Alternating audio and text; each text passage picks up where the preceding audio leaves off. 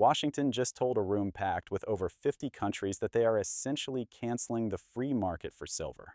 They are setting a price floor on critical minerals. If you hold silver, copper, or rare earth metals, you need to stop what you are doing and listen. The government basically just announced that prices are not allowed to go down anymore. They are manipulating the game. And that tells you one massive thing. Silver will never be this cheap again. Here is the reality. When Washington gets 50 nations to agree on anything, it is a big deal. But when they agree to coordinate prices, that is historic. Usually the price of metal is decided by buyers and sellers. It goes up, it goes down. That is how a market works. But a price floor changes the rules of physics. Think of it like a trampoline. The government is saying that if the price drops below a certain line, they will step in. They will catch it. They will force it back up. Now, why would they do that? Why would 50 countries agree to manipulate the price of copper and silver? They are not doing it to be nice to miners. Governments do not care about miner profits. They care about national security. A price floor is a flare gun. It is a distress signal. It means they are terrified of running out. See, if the price of silver drops, 2 low mines shut down. They go out of business because they cannot pay the bills. If mines shut down, the supply of metal dries up. And right now, Washington cannot afford for the supply to dry up, not even for a single day.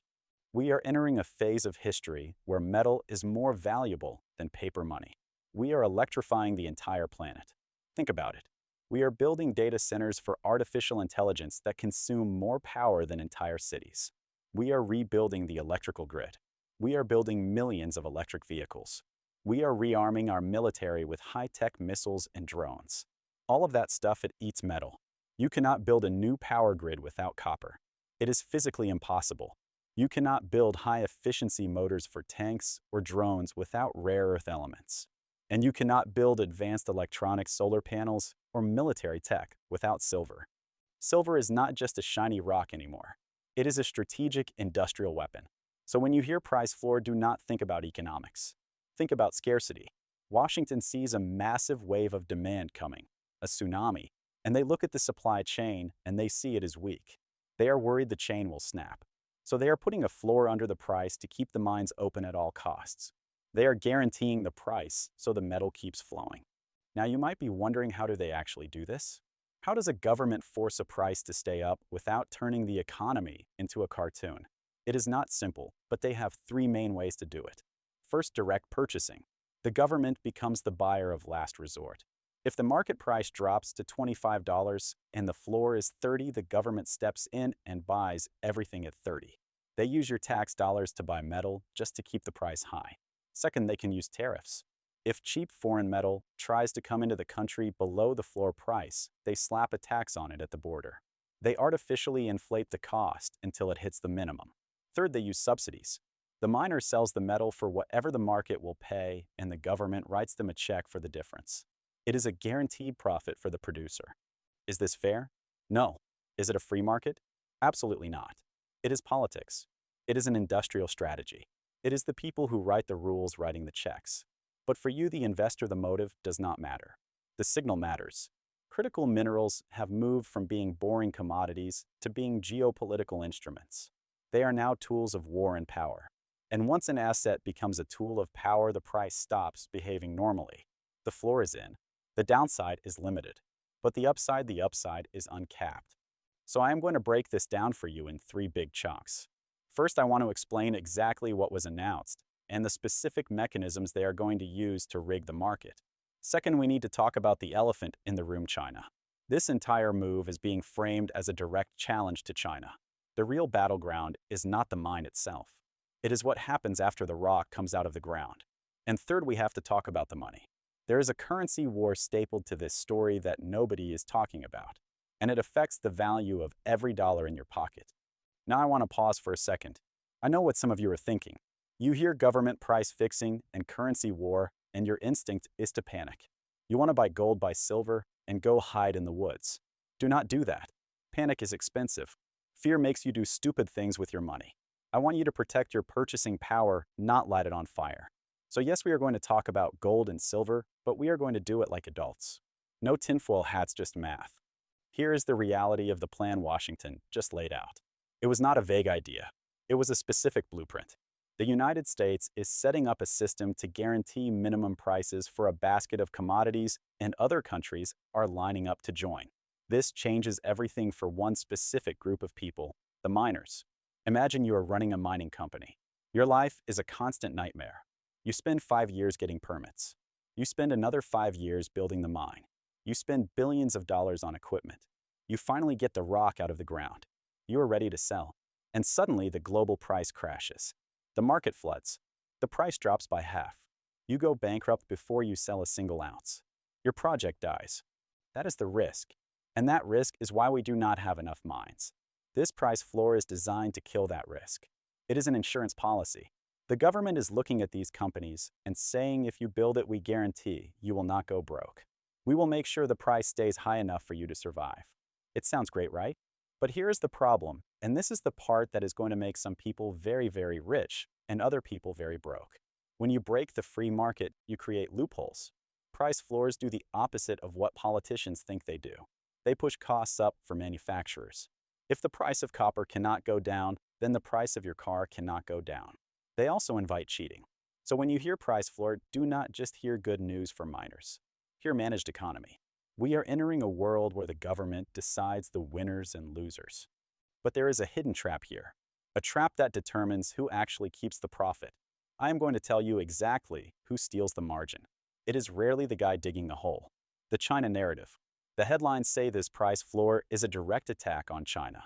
And sure, the dependency is real, but the battleground is not the mine. The battleground is the refinery. Let me explain. Digging a rock out of the ground is easy. You blow it up, you put it in a truck. Simple. But turning that rock into a battery, that is hard. That is chemistry. That is refining. Refining is not like building a software startup. You cannot just write code and scale up. You have to pour concrete. You have to build massive steel tanks. You have to hire chemists. You have to work with acids and corrosive materials. And the waste is toxic. You have to store it for 1,000 years. For the last 40 years, the West made a choice. We looked at the refining business, the dirty, smelly, toxic business, and we said we do not want that here. It was cheaper to let China do the ugly part. So we dug up the rocks, shipped them to China, they did the dirty work, and they sold us back the pure metal. China invested in the ugly part. They built the tanks. They trained the chemists.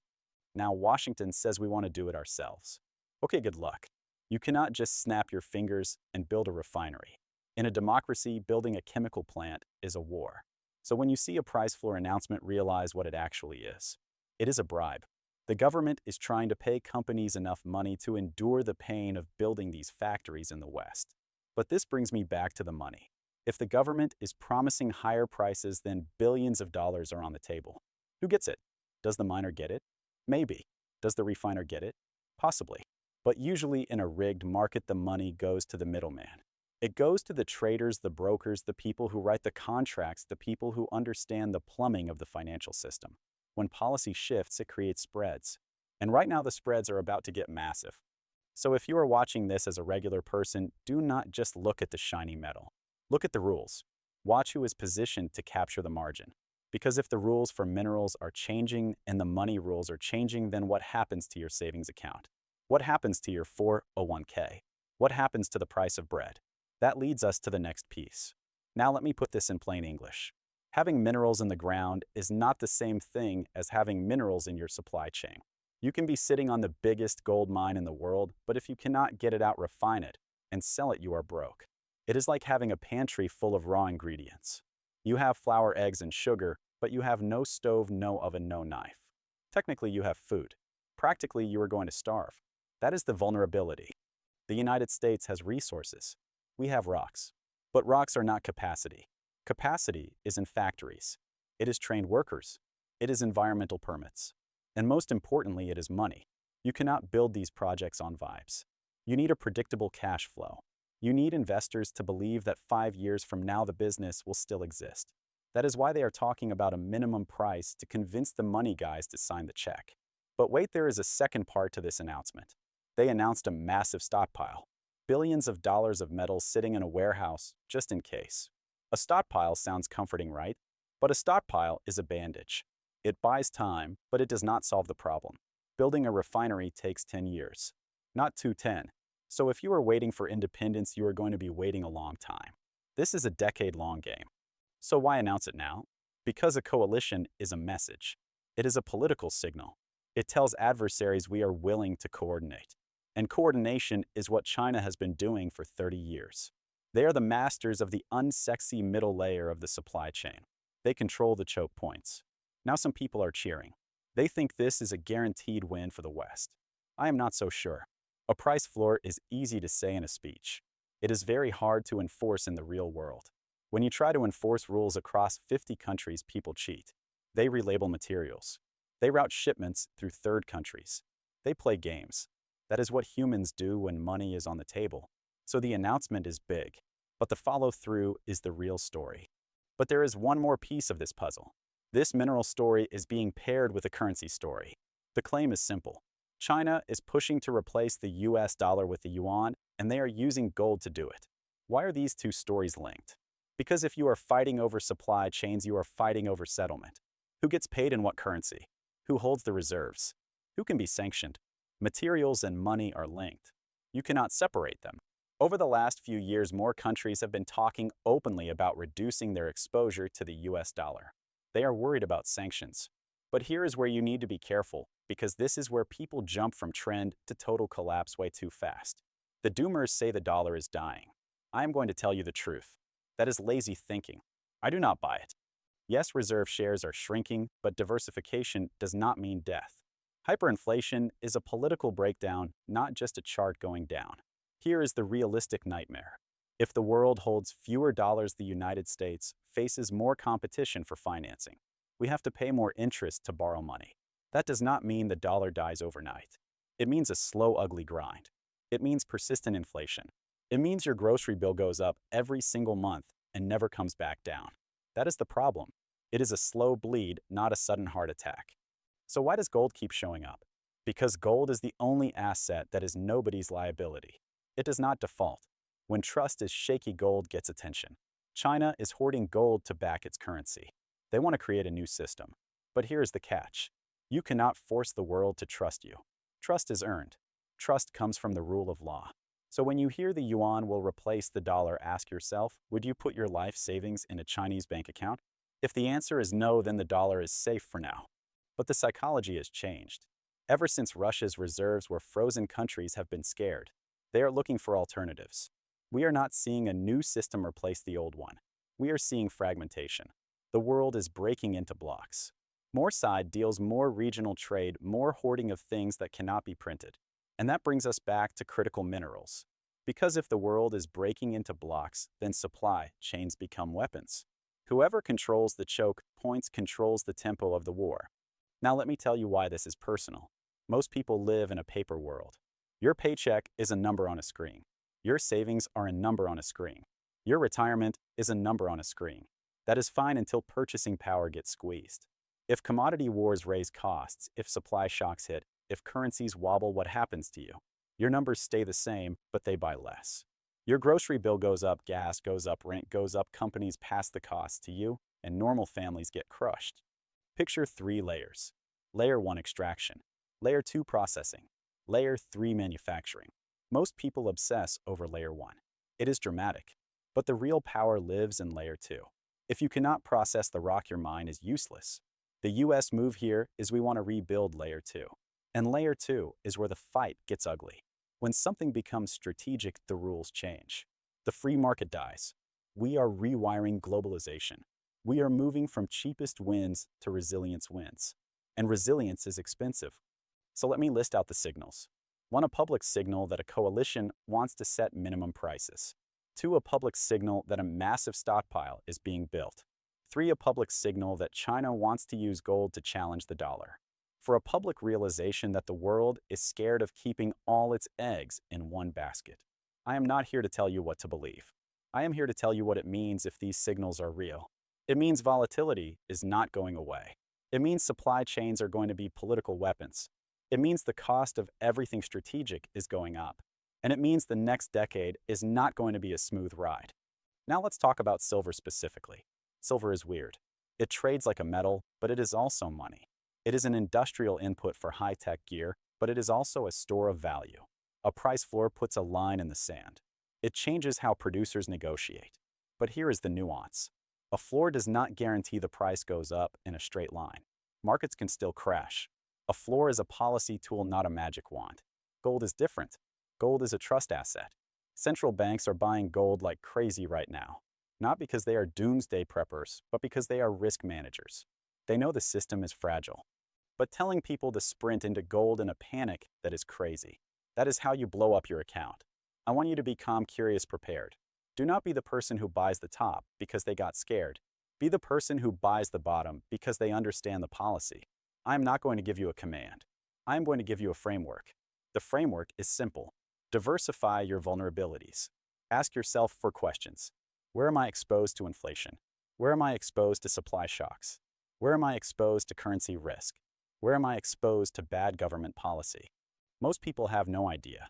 They think diversification means owning 10 different stocks that all crash at the same time. Real diversification is about risk. For some people, that means owning physical metals, gold, silver. For others, it means better cash management, less debt. For others, it means skills, geographic flexibility. The point is, do not outsource your brain to a headline. A coordinated price floor implies bureaucracy. There is a scenario where the announcement hits speculators, drive the price up, and then nothing happens. The policy gets stuck, the price crashes back down. But there is another scenario where they actually execute. Money flows into refining. Supply chains shift. We do not know which one yet. So watch the actions, not the words. Watch the permits. Watch the plan announcements. Those are the tells. So let me pull this all together for you. If the world is entering a war over materials and money, 3 things become your best friends. Resilience, optionality, patience.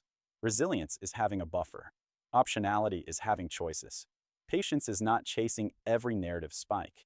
Because the biggest mistake, I see people waiting for certainty. Certainty is a luxury. You rarely get it. Markets can ignore problems for months and then reprice them in a single week. So stay flexible. Keep learning. But wait, there is one final piece of information you need. A piece that explains why silver might be the most undervalued asset on the planet right now. And it has nothing to do with the government. It has to do with geology. Governments can print money. They can sign treaties. They can announce price floors. But there is one thing they cannot do. They cannot print silver. And that is the one fact that matters more than any press conference in Washington. We are digging up lower grade rock every single year. It takes more energy to get less metal. That is the physics of the situation. And physics always wins against politics.